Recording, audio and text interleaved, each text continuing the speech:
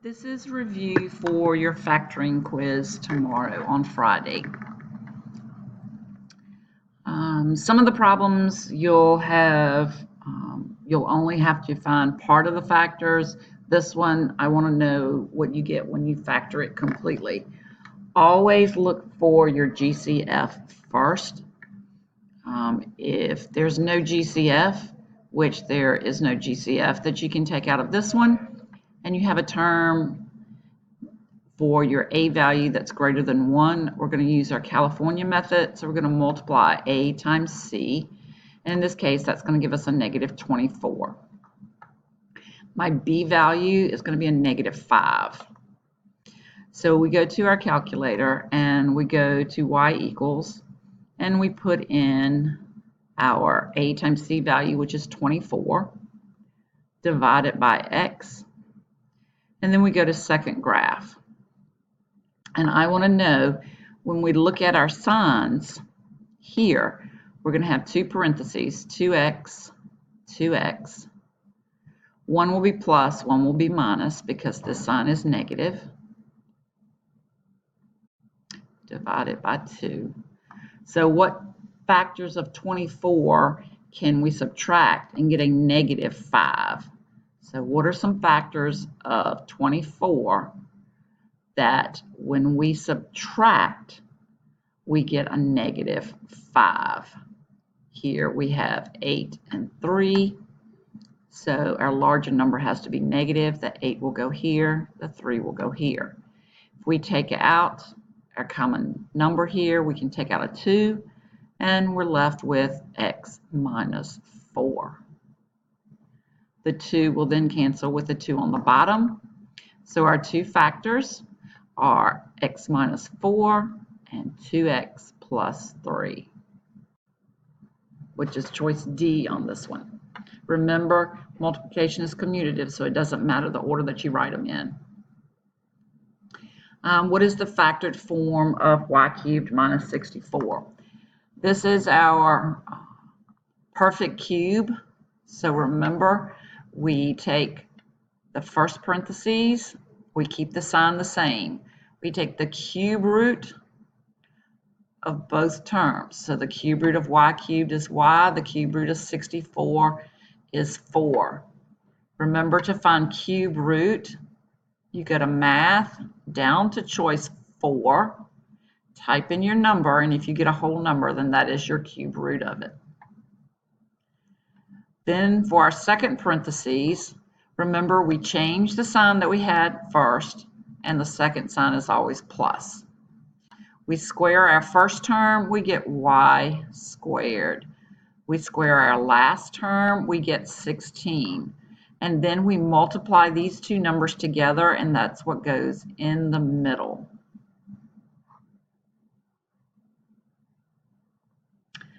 Factor completely. First thing we always look for is a GCF. So for this one, I can take a 4 out of everything, and I have left x squared minus 2x minus 15.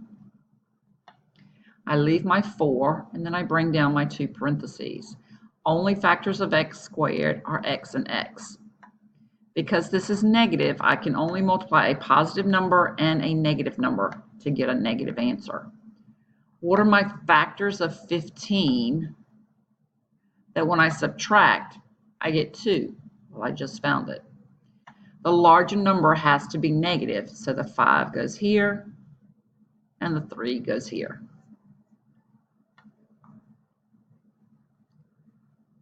For this one, I have no number other than 1 in front of my quadratic, so I put out my two parentheses, x and x. My signs, I have to multiply a positive times a negative to get a negative answer, and the only factors of 3 are 1 and 3. So my larger number has to be the negative, so the 3 goes here and the 1 goes here.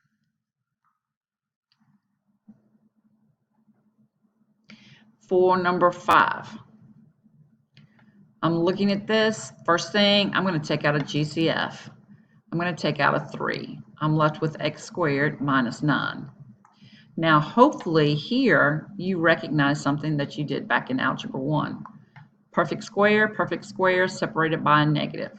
So we're going to have 1 plus and 1 minus, and then all we do is take the square root of each one of these terms. Square root of x squared is x and x. Square root of 9 is 3 and 3.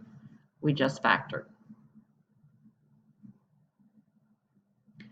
Factor completely, big hint right here. I have a cube. So this is going to be factoring perfect cubes. I can't take a GCF out of anything, so I put my first parentheses down, keep the sign, and I take the cube root of each term. Cube root of x cubed is x, cube root of 125 is 5. Second parentheses. Signs will be different from the first one. Second sign's always plus. Square the first one, x squared. Square the second term, 5 squared is 25. And then the last thing we do is multiply these two items together, so we get 5x.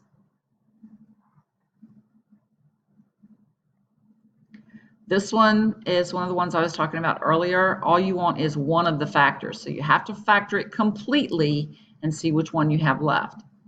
So perfect square.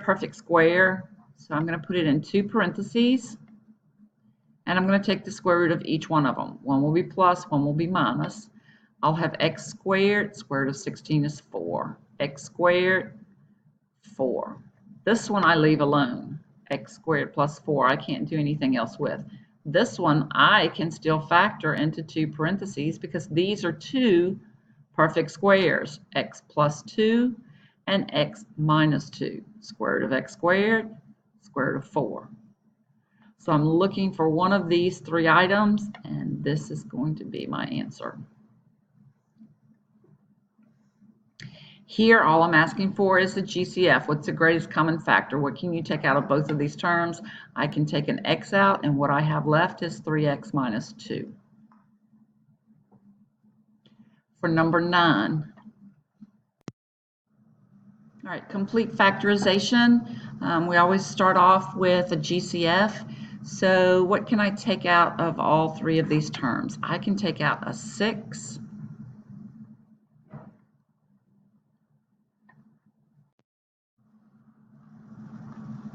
I can take out a 6.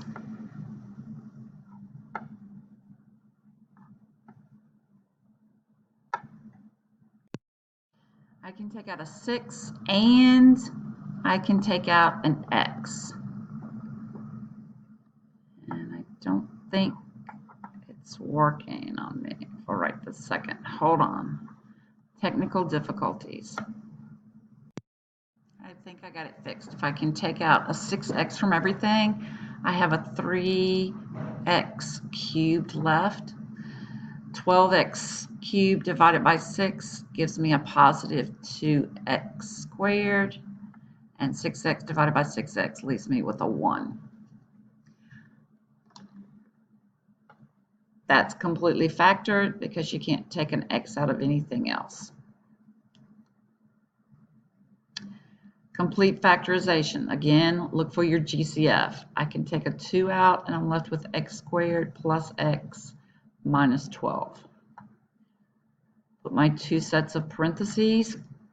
What can I multiply together to get a negative answer? One positive and one negative. The positive number is going to have to be the larger. What can I multiply together to get 12 that when I subtract, I get 1? A positive 4 and a negative 3. Which of the following is a factor? So I didn't ask for the whole complete factorization. I'm just looking for one of the factors. My A value in this case happens to be greater than 1. So we're going to use our A times C. So that's going to give me 56. And my B value is a negative 26. If I start my factor out, I'm going to have 8x in both parentheses, all divided by 8. Signs, the only way I can get a negative is multiplied by 1 positive and 1 negative. If I look at my factors of 56, remember we go here, we type 56 divided by x. What numbers can I multiply together to get 56? So when I subtract those same numbers, I get 26. So 56, and I subtract those same two numbers, and I get 26. 2 times 28 is going to be my factors. 28 is going to be my larger number. 2 is going to be my smaller. What can I take out of this one? I can take out a 2, and I'm left with 4x plus 1. What can I take out of this? I can take a 4 out of that, and I'm left with 2x minus 7 all over 8. 2 times 4 is 8, so they cancel. So my factors are 4x plus 1 and 2x minus 7. So the only factor that we see here is letter C. So that would be our answer. All right, the next one, again, we're going to look for GCF. Here we can take out a 2. And we have 2x squared minus 11x plus 15.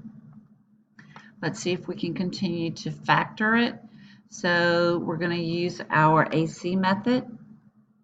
So 2 times 15 is going to give me 30, and my B value is a negative 11. So what can I multiply together to get 30 that when I add, I get 11? Well, hopefully this one will be fairly easy to you because both signs are going to be minus.